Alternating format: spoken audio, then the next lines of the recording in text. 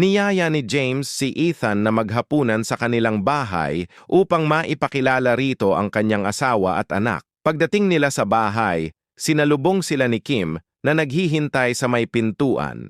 Pagkapasok nila sa loob, masayang tumakbo si Winter papunta sa kanyang ama nang makita itong dumating.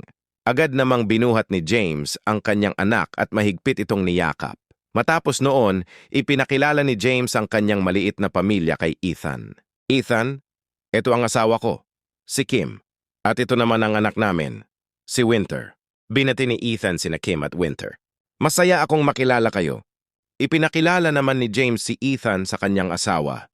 Kim, siya ang pinsan kong lagi kong ikinukwento sa iyo nitong mga nakaraang araw. Napangiti si Kim. Siya pala iyon, lagi mo nga siyang nababanggit. Tumango si James bilang pagsang-ayon. Napangiti si James habang nakatingin kay Winter. Winter, magmano ka kay Tito Ethan, pinsan siya ni Papa. Agad namang nagmano si Winter kay Ethan. Matapos magmano ni Winter, nagpaalam muna si Kim upang ihanda ang hapunan. Maiwan ko muna kayo, maghahain na ako. Habang naghahain si Kim, napatingin si James kay Ethan. Kailan mo ba balak magkaanak? 5 taon ka ng kasal. Ikinuwento ni James kung gaano kasaya ang magkaroon ng sariling pamilya, masarap sa pakiramdam na pag-uwi mo galing trabaho may sasalubong sayo, nawawala talaga ang pagod. Biglang may naalala si James.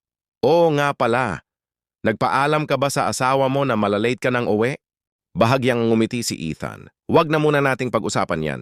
Agad namang naintindihan ni James ang ibig sabihin ni Ethan, kaya hindi na siya nagtanong pa. Saktong tinawag sila ni Kim dahil nakahain na ang hapunan. Punta na kayo dito, handa na ang pagkain. Sabay-sabay silang lumapit sa dining table at naupo upang maghapunan.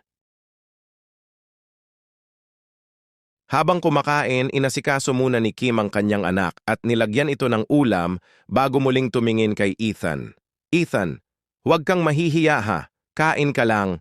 Matapos nilang kumain, nagpahinga muna sandali si Ethan bago siya nagpaalam na uuwi. James, Kim, maraming salamat sa masarap na pagkain at sa pag-imbita nyo sa akin. Mauuna na ako. Biglang inabot ni James ang susi ng kanyang motorsiklo kay Ethan. Sandali, gamitin mo na lang yang motor ko para hindi ka na mamasahe. Nagpasalamat si Ethan at tinanggap ang susi ng motorsiklo mula kay James. Matapos magpasalamat, sumakay na si Ethan sa motorsiklong ipinahiram ni James at tuluyan ng umalis.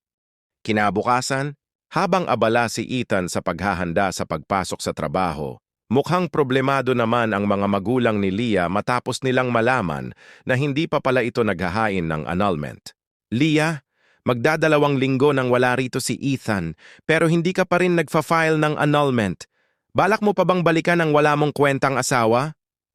Tahimik lamang si Leah at nakikinig sa sinasabi ng kanyang ina. Akala mo ba mabilis lang ang proseso ng annulment? Pwede iyang umabot ng 6 na buwan o kahit 1 taon. Paano kung mainip sa'yo si Victor? Paano na ang pamilya natin? Alam mong nalulugi na ang negosyo natin at sila na lang ang makakatulong sa atin? Habang patuloy na pinapagalitan ni Senyora Priscilla si Leah, tahimik lamang na nakikinig si Senyor Roberto. Maya-maya ay tila may naalala ito nang mapatingin sa kanyang relo. Ngayong araw pala ang schedule ng meeting natin sa Orex Global Group. Kung magfa-file ngayon si Leah ng annulment, sino ang pupunta sa Orex? Subscribe to stay updated with every new episode.